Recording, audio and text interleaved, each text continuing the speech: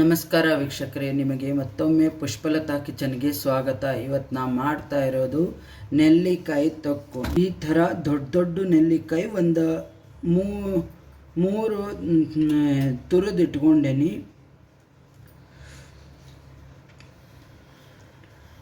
ಆಮೇಲೆ ಅದಕ್ಕೆ ಎರಡು ನಿಂಬೆಹಣ್ಣು ತೊಗೊಂಡೇನಿ ಮತ್ತು ಹಸಿಮೆಣ್ಸಿನ್ಕಾಯಿ ಒಂದು 10-12 ಅಷ್ಟು.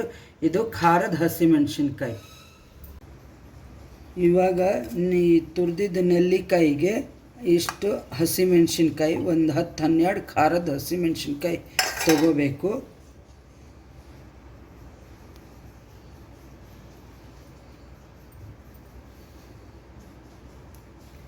ಆಮೇಲೆ ಅರಿಶಿನ ಪುಡಿ 1 ಸ್ಪೂನಷ್ಟು ಅರಿಶಿನ ಪುಡಿ ಹಾಕ್ಕೋಬೇಕು. ಉಪ್ಪು ಸ್ವಲ್ಪ ಮುಂದೆ ಹಾಕಬೇಕು. ನಾನು 2 ಸ್ಪೂನ್ ಉಪ್ಪು ಹಾಕ್ತೇನೆ, ಪುಡಿ ಉಪ್ಪು. ನೀವು ಕಲ್ಲುಪ್ಪಾದರೆ ಒಂದೂವರೆ ಸ್ಪೂನು. ಇಷ್ಟು ನೆಲ್ಲಿಕಾಯಿಗೆ ಒಂದೂವರೆ ಸ್ಪೂನ್ ಸಾಕು.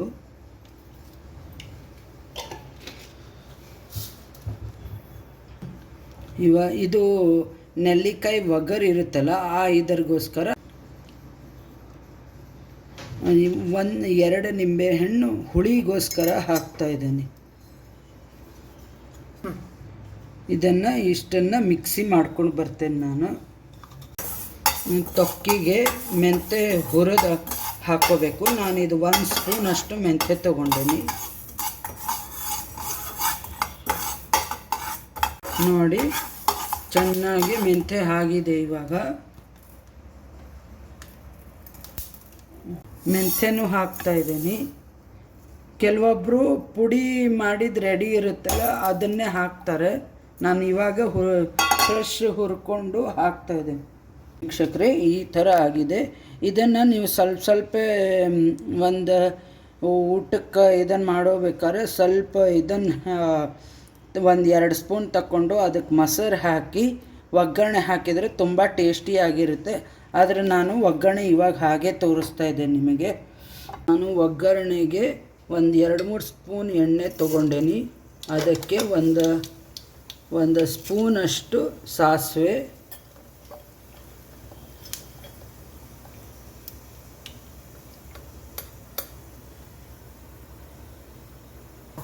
ಇದಕ್ಕೆ ಹಿಂಗೆ ಹಾಕ್ತಾ ಇದ್ದೀನಿ. ಒಂದು ಸ್ವಲ್ಪ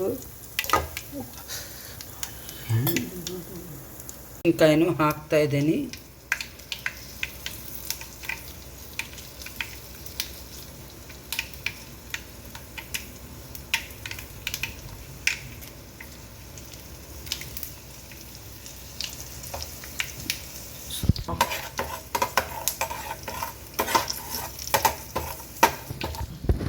ನೋಡಿ ವೀಕ್ಷಕರೇ, ಒಗ್ಗರಣೆ ಆಗಿದೆ. ಇವಾಗ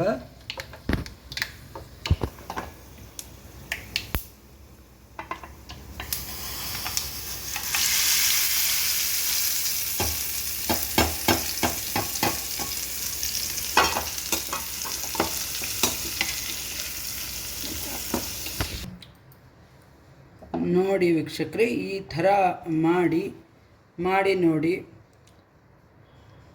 ಇದು ಚಪಾತಿ, ಅನ್ನ,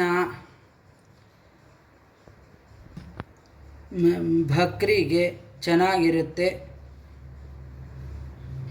ಟೇಸ್ಟಿಯಾಗೂ ಇರುತ್ತೆ. ಈ ಥರ ಮಾಡಿ ನೋಡಿ.